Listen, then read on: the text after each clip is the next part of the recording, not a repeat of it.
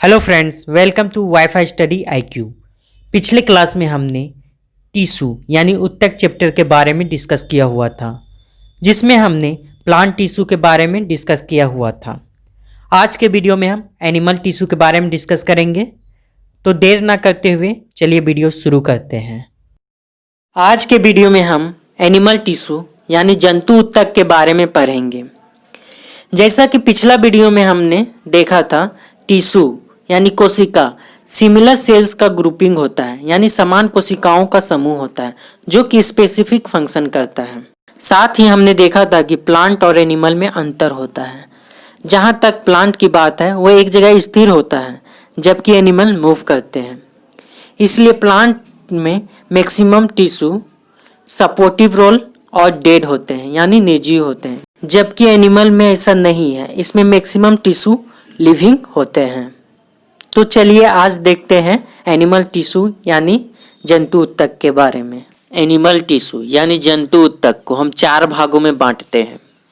पहला है epithelial tissue, दूसरा है कनेक्टिव टिश्यू यानी संयोजी उत्तक, तीसरा है मस्कुलर टिश्यू यानी पेशीय उत्तक, चौथा है नर्वस टिश्यू यानी तंत्रिका उत्तक। सभी के एक एक इम्पोर्टेंट एग्जाम्पल को देखते हैं। जैसे कि एपिथेलियल टिश्यू का इम्पोर्टेंट एग्जाम्पल हो जाएगा स्किन यानी त्वचा। कनेक्टिव टिश्यू का एग्जाम्पल हो जाएगा ब्लड यानी रक्त और बोन यानी अस्थि संयोजी। मस्कुलर टिश्यू का इम्पोर्टेंट एग्जाम्पल हो जाएगा मसल्स यानी पेशी, और नर्वस टिश्यू का एग्जाम्पल हो जाएगा न्यूरॉन्स। अक्सर एग्जाम में आपसे एग्जाम्पल से प्रश्न पूछ लिए जाते हैं, जैसे कि ब्लड इज ऑप्शन में दे देगा epithelial tissue, connective tissue, muscular tissue, nervous tissue. तो वो ब्लड कनेक्टिव टिश्यू का एग्जाम्पल है, तो आंसर हो जाएगा कनेक्टिव टिश्यू। इसलिए आपको एग्जाम्पल भी ध्यान में रखना है। हमें एक एक करके इसके चारों भागों को अच्छे से समझेंगे। तो पहला से स्टार्ट करते हैं एपिथेलियल टिश्यू। इसको हिंदी में उपकला उत्तक या सिंपली एपिथेलियमी उत्तक बोला जाता है। यह शरीर को ढकने वाला यानी कवरिंग व बाहरी रक्षा यानी प्रोटेक्टिव करने वाला उत्तक है। यह शरीर के अंदर स्थित बहुत से अंगों यानी ऑर्गन्स और गुहिकाओं यानी कैविटीज को ढकता है। यहाँ आपको तो ऑर्गन समझ में आता होगा, जैसे कि आमाशय, स्टोमक, हृदय, हार्ट, लीवर, यकृत।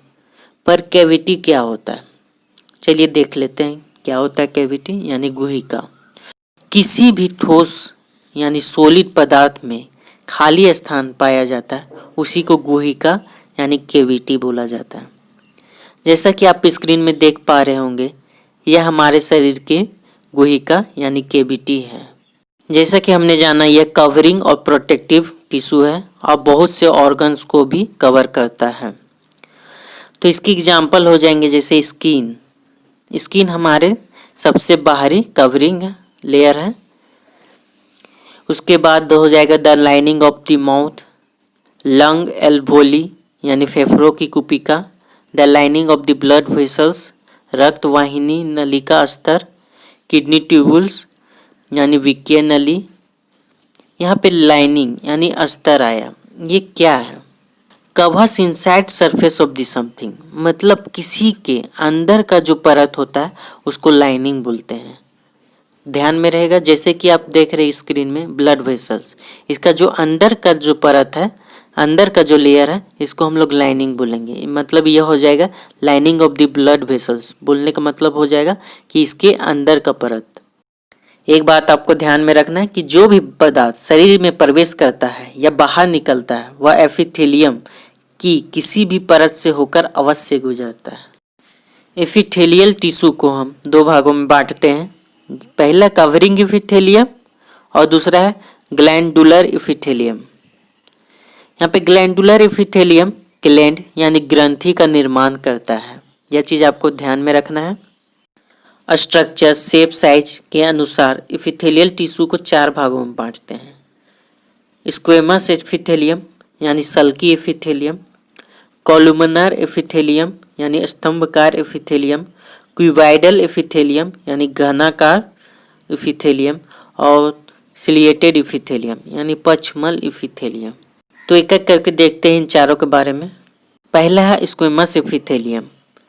इसके एग्जाम्पल हो जाएंगे ऑइसोपेगस यानी आहार नली, the lining of the mouth यानी मुंह का स्तर, और त्वचा यानी स्किन।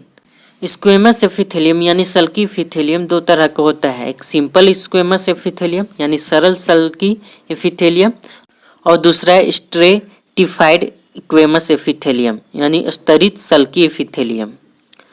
सिंपल स्क्वेमस एपिथेलियम यह अत्यधिक पतली, थीन और चपटी यानी फ्लैट होती है, जैसे कि लाइनिंग ऑफ ब्लड वेसल, रक्त नली का स्तर, लंग एल्वोली यानी कुपिका। जबकि हमारा स्किन बाहरी एटमॉस्फेयर यानी बाहरी पर्यावरण से टच में रहता है, इसलिए यह कई लेयर यानी कई परतों में अरेंज होता है, इसलिए इसको स्टेरिटिफाइड स्क्वेमस एपिथेलियम में रखा जाता है। तो इसका एग्जाम्पल हो जाएगा स्किन यानी त्वचा।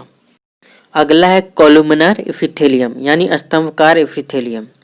वैसे भाग में पाया जाता है जहाँ पदार्थ यानी सब्सटेंस का एब्जॉर्प्शन यानी अवशोषण तथा सिक्रेशन होता है। इसका एग्जाम्पल हो जाएगा लाइनिंग ऑफ इंटेस्टाइन यानी आंत की भीतरी स्तर। तीसरा है क्यूबॉइडल एपिथेलियम यानी घनाकार एपिथेलियम। इसके एग्जाम्पल हो जाएंगे लाइनिंग ऑफ किडनी ट्यूबल्स यानी विकीय नली का स्तर, डक्ट्स ऑफ सेलिवरी ग्लैंड यानी ग्रंथि की नली का स्तर।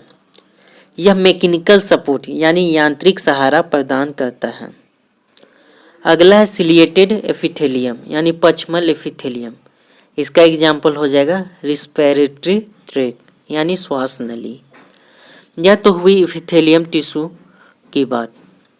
ये तो हुई एपिथेलियल टिश्यू की बात। ये एग्जाम पॉइंट ऑफ व्यू से उतना ज़्यादा इम्पोर्टेंट नहीं रखता है, पर बड़े एग्जामों में जैसे कि स्टेट पीसीएस या फिर सीजीएल लेवल के एग्जाम में प्रश्न पूछे जा सकते हैं, इसीलिए इसके हर एक टर्म को डिस्क्राइब करके बताया गया है। अगला टाइप है एनिमल टिश्यू का कनेक्टिव टिश्यू यानी संयोजी ऊतक। यह एग्जाम पॉइंट ऑफ व्यू से काफ़ी इंपॉर्टेंट रखता है और हर एक एग्जाम में इससे प्रश्न देखने को मिलते हैं। कनेक्टिव टिश्यू के बारे में हम अगले वीडियो में देखेंगे। इसके सारे टर्म को अच्छे से डिस्क्राइब करके समझाया जाएगा और साथ ही मस्कुलर टिश्यू और नर्वस टिश्यू के बारे में भी डिटेल से बताया जाएगा। ये था एनिमल टिश्यू पर वीडियो। इस वीडियो में सारे टॉपिक को कवर नहीं किया गया है। अगले क्लास में हम बचे हुए टॉपिक को कवर कर लेंगे।